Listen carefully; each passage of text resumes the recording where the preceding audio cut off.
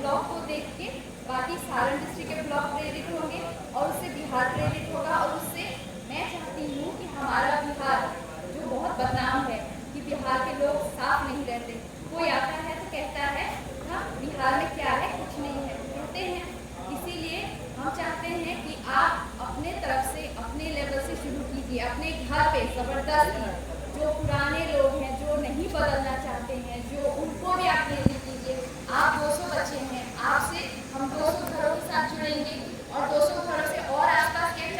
और 3 घरों से, मतलब हम लोग 400-500 घरों से जुड़ रहे हैं इनडायरेक्टली। अगले 1 साल तक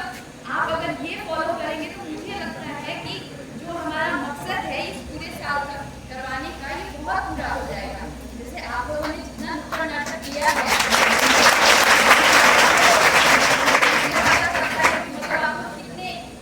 इंटेलिजेंट है, आप लोग कितने अच्छे से, मतलब आपको सब पता है एनवायरनमेंट के बारे में, ये सारे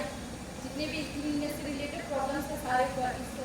तो अगले साल तक चाहेंगे कि बहुत सारा बदलाव आप लोग अपने तरफ से लाएं, ताकि भले कोई देखे ना देखे, आप लोग अपनी नज़र में खड़े रहें कि हाँ हमने कोई, अगर हम जो शपथ ले रहे हैं उसको निभाएंगे।